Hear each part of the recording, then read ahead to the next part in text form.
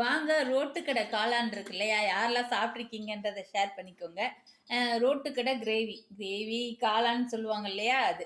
இப்போ என்ன பண்ணியிருக்கேன்னா, காளான நல்லா உள்ளார பிளாக் கலர் இருக்கும் இல்லையா? அத கழுவிட்டு ஒரு 4 பாதியா கட் பண்ணிக்கிட்டு, அதில வந்து நம்ம மசாலா ஐட்டம்லாம் போட்டுக்கலாம். என்னென்ன போட்டேன்னு பார்த்தீங்கன்னா, சில்லி பவுடர், கார்ன்ஃப்ளவர் மாவு, அப்புறம் கடலை மாவு, அதுமேலே மைதா மாவு, கொஞ்சம் உப்பு, கரம் மசாலா எல்லாமே போட்டு நல்லா கொஞ்சமாக கொஞ்சமாக தண்ணி தெளித்து நல்லா நீங்கள் பிசைஞ்சு வச்சுக்கணும். நம்ம சிக்கன் 65 பண்ணுவோம்ல, அதே மாதிரி உங்களுக்கு தேவைப்பட்டுச்சுன்னா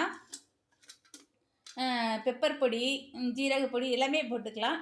அதெல்லாம் போட்டு இஞ்சி பூண்டு பேஸ்ட் வேணுன்னா கொஞ்சம் போட்டுக்கோங்க. நான் போடலை. எல்லாத்தையும் போட்டு நல்லா ஆயிலில் வந்து ஃப்ரெஷ்ஷாக பொரித்து இங்கே பாருங்கள், பகோடாலாம் வச்சுருப்போம் இல்லையா? அது மாதிரி எடுத்துக்கணும். நம்ம குட்டி குட்டியாக தான் இருக்கும், இதே மாதிரி வச்சுக்கோங்க.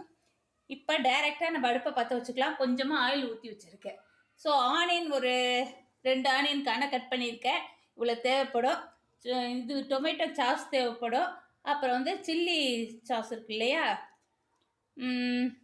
ஃப்ரைட் ரைஸ்க்கெலாம் போடுவோம் இல்லையா? அது எல்லாமே தேவைப்படும். வாங்க எப்படி பண்ணலான்னு பார்க்கலாம். ஒரு நிமிஷம் அடுப்பை பற்ற வைக்க தான் எனக்கு டைம் ஆயிடுச்சு.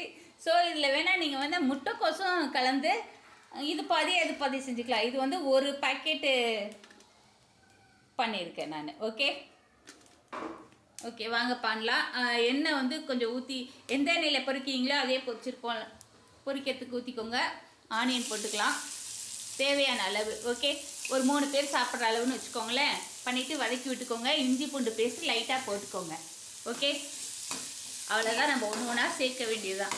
ஸோ இது கொஞ்சம் வதங்கட்டும். இதுக்கு தேவையான உப்பு கொஞ்சம் போட்டுக்கோங்க. இஞ்சி பூண்டு பேஸ்ட் கொஞ்சமாக போட்டுக்கணும். என்கிட்ட இல்லை, நான் அதனால் இடித்து சேர்த்துருக்கேன். இப்போது இதை எடுத்து அப்படியே நம்ம இதில் போட்டுக்கலாம். சோயா சாஸ் இருக்குல்ல, பிளாக் கலரில் வரும் இல்லையா? அது கொஞ்சம் ஊற்றிக்கணும். டொமேட்டோ சாஸ் எல்லாமே ஊற்றி நல்லா கலந்து விட்டுக்கோங்க.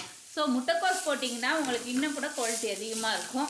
ஸோ எல்லாமே போட்டு நல்லா கலந்து விட்டுக்கோங்க. அடுப்பை சின்னது பண்ணிக்கலாம்.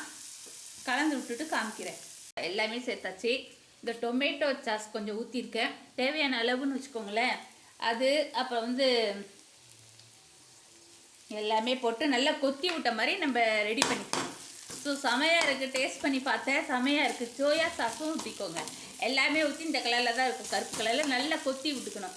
ஸோ எல்லோரும் ட்ரை பண்ணுங்கள் இதே மாதிரி. அப்படியே எங்கள் சேனலுக்கு சப்ஸ்கிரைப் பண்ணிக்கோங்க. கூட இருக்கிற பெல் பட்டனை தட்டிக்கோங்க ஃப்ரெண்ட்ஸ். வாங்க நல்லா கொத்திட்டு நம்ம ஒரு பவுலில் போட்டு சாப்பிடலாம். ஓகே ஃப்ரெண்ட், பாய்.